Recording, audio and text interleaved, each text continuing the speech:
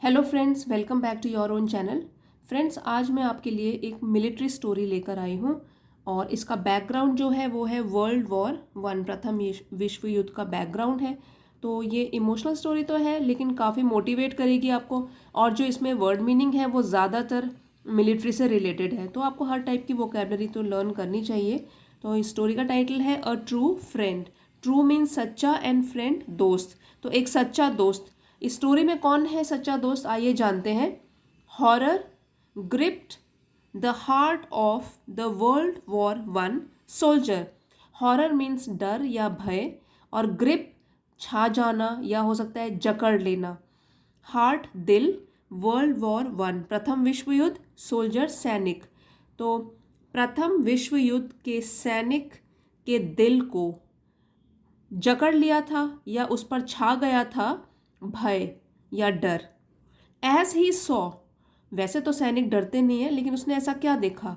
As he saw his lifelong friend fall in battle.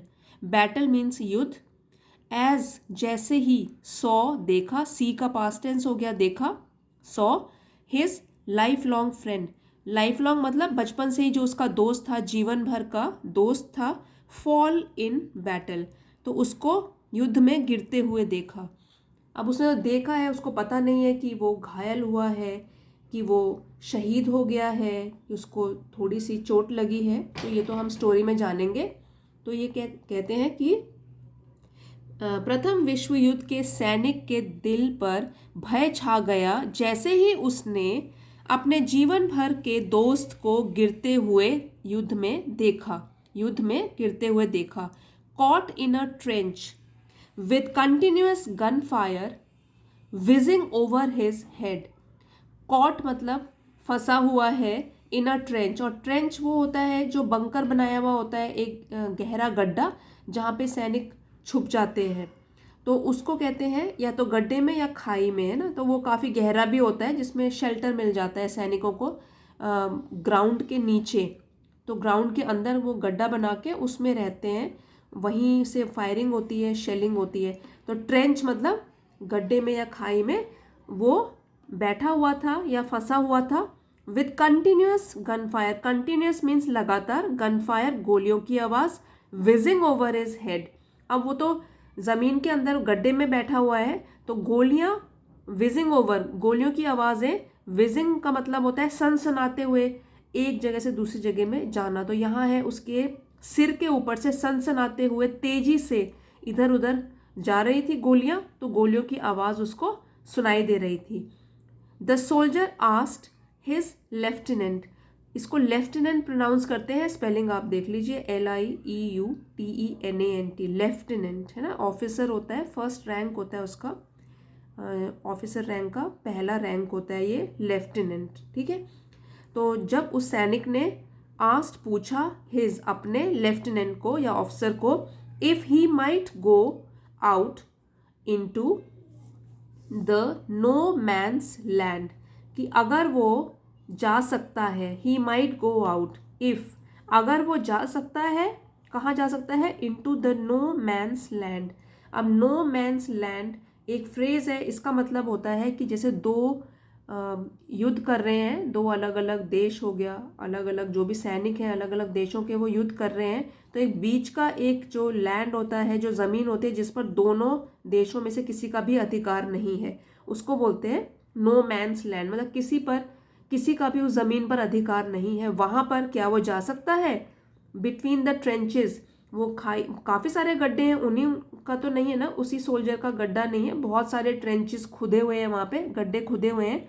तो कहते हैं कि खाइयों के या गड्ढों के बीच में से होकर, to bring his fallen comrade back, to bring लाने के लिए, हिज फॉलन कॉमरेड, कॉमरेड का मतलब होता है साथी, बैक वापस, और फॉलन जो गिर गया है। तो आपको पता है अभी उसका दोस्त जो है उसने उसको गिरते हुए देखा था, अपने दोस्त को।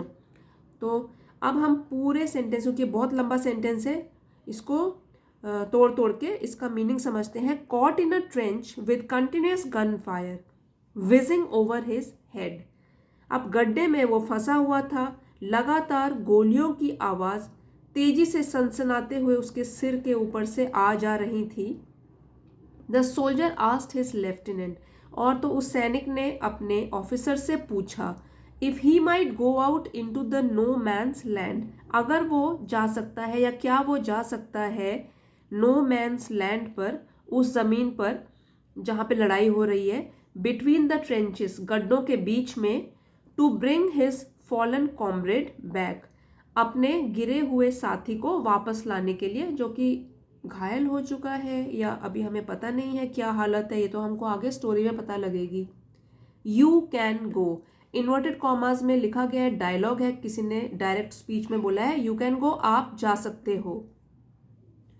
सेड द लेफ्टिनेंट, तो ये ऑफिसर ने बोला है यू कैन गो, अब फिर से इन्वर्टेड कॉमा में है, इसका मतलब अभी डायलॉग खत्म नहीं हुआ है। But I don't think it will be worth it, तो क्या बोल रहा है ऑफिसर, लेकिन आई डोंट थिंक, मुझे नहीं लगता, इट विल बी, यह होगा, वर्थ इट, ये जाना जो आप इतनी मुश्किल इतनी मुसीबत ले रहे हो, अपनी जान को खतरे में डाल रहे हो, तो मुझे नहीं लगता कि ये जो आपका जाना है वो इसके लायक होगा।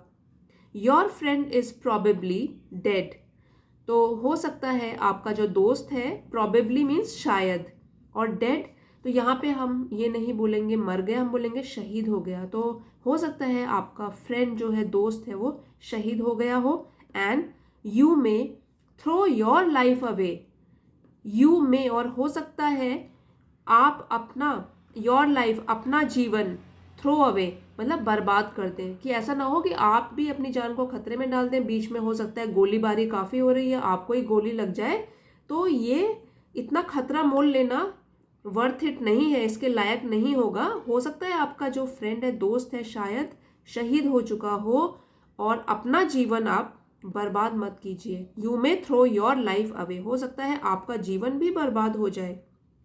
The lieutenant's advice didn't matter, तो जब ये कॉन्ट्रैक्टेड फॉर्म में हम पढ़ते हैं तो बोलेंगे डिडंट, सेकेंड वाला डी साइलेंट हो जाता है, इसको खोल के लिखेंगे तो बोलेंगे डिड नॉट मैटर। तो लेफ्टिनेंट, उस ऑफिसर की एडवाइस, सलाह, मैटर, मायने नहीं रखती थी, तो अभी तो उसको जाना ही अपने दोस्त से मिलने के लिए, इसलिए जो भी सलाह है वो सुन रहा है क्योंकि उसका सीनियर ऑफिसर है, लेकिन उसके लिए, सैनिक के लिए ये सलाह अभी मायने नहीं रखती है। And the soldier went anyway, तो जो सैनिक है वो फिर भी, एनीवे फिर भी, वेंट चला गया, गो की सेकेंड फॉर्म ऑफ वर्ब है वेंट, चला गया, गो जाना और वेंट चला गया। मिरेक्युलसली, तो मिरेकल से बना है ये, तो मिरेकल चमत्कार, और मिरेक्युलसली चमत्कारिक ढंग से। He managed to reach his friend, he managed वो कामयाब रहा, टू रीच पहुंचने में, हिज फ्रेंड अपने फ्रेंड के पास पहुंचने में वो कामयाब रहा। Hoist him on to his shoulder, hoist का मतलब होता है उठा लेना, और वैसे तो जैसे कि हम झंडे को भी हॉइस्ट करते हैं, नेशनल फ्लैग, झंडा फहराते हैं, तो उसको क्या होता है, जैसे हम रस्सी खींच के पूरा ऊपर तक झंडे को पहुंचाते हैं, उसको बोलते हैं हॉइस्टिंग, झंडा फहराना। तो लेकिन यहाँ पे जो ये वर्ब है वो यूज़ किया गया कि hoist him on to his shoulder, shoulder मतलब कंधा, तो कंधे पे उसने अपने फ्रेंड को उठा लिया।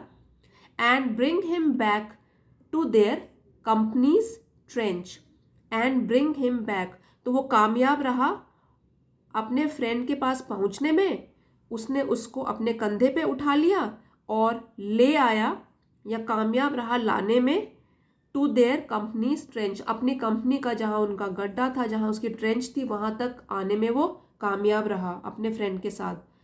As the two of them tumbled in together to the bottom of the trench, तो एज जैसे ही, द टू ऑफ देम वे दोनों, मतलब कि जो सैनिक है और उसका जो दोस्त है, टम्बल्ड इन टुगेदर मतलब एक साथ लुढ़कते हुए वो गड्ढे में गिर गए, क्योंकि मुश्किल है, उसको पहले नीचे उसने रखा भी होगा गड्ढे के पास, तो वो लुढ़कते हुए क्या हुआ, टम्बल्ड इन टुगेदर, एक साथ लुढ़क के गिरने लगे, to the bottom of the trench, so जो ट्रेंच था, जो गड्ढा था, उसके निचले हिस्से के पास पहुंच गए, उसके नीचे पहुंच गए ट्रेंच गड्ढे के।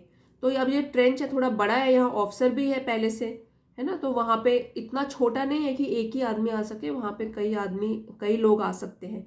तो the officer checked the wounded soldier, officer जो था लेफ्टिनेंट वहाँ पे, उसने चेक किया, जांच करी, द वुंडेड, वुंड का मतलब होता है जख्म, और वुंडेड सोल्जर, सोल्जर मतलब सैनिक, तो जख्मी सैनिक को उस ऑफिसर ने चेक किया, उसकी जांच करी, and then looked kindly at his friend, और तब उसने काइंडली मतलब प्यार से देखा, एट हिज फ्रेंड,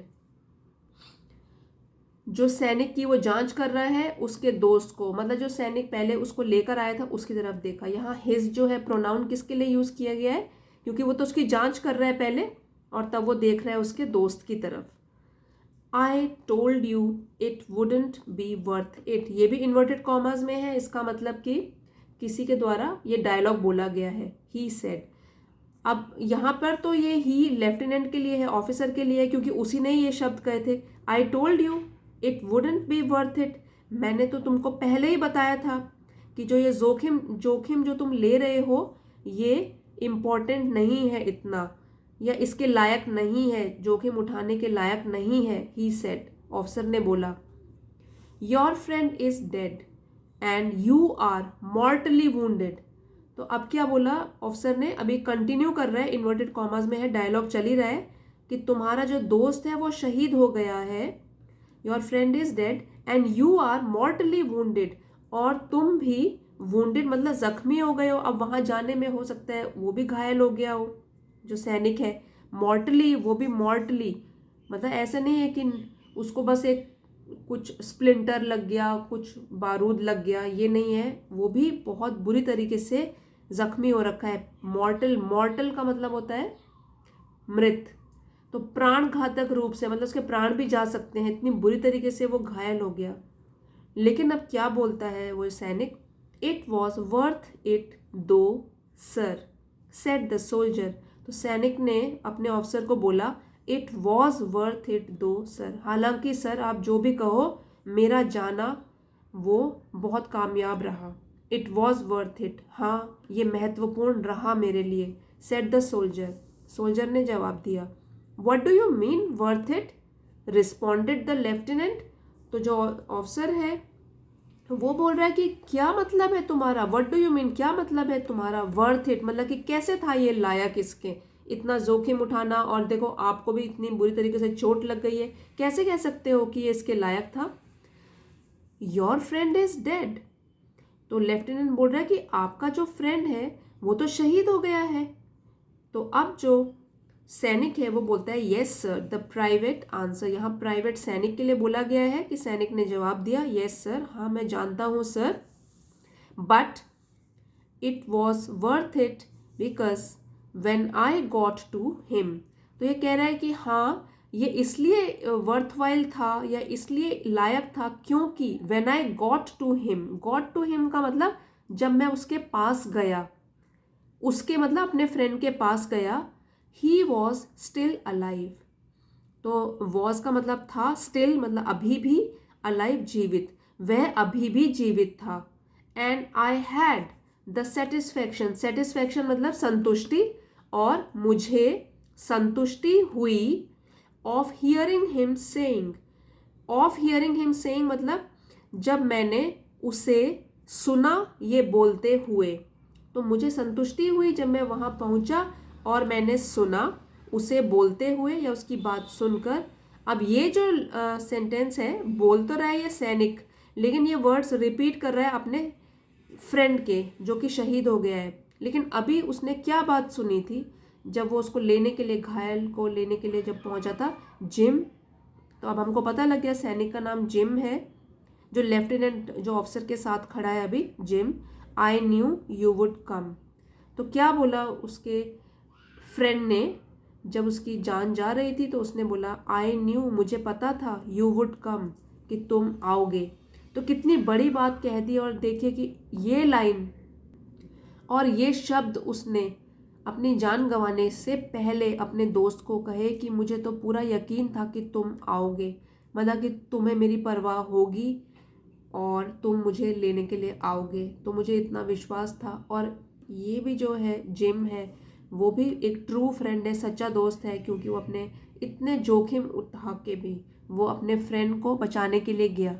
ये अलग बात है कि नहीं बचा पाया क्योंकि उसका दोस्त तो पहले बहुत घायल हो गया था और बाद में शहीद हो गया, लेकिन फिर भी सच्चा दोस्त है तो दोस्त की मदद करने वो पहुंचा, जबकि उसको ऑफिसर ने बोला भी था कि अपनी जान को जोखिम में मत डालो।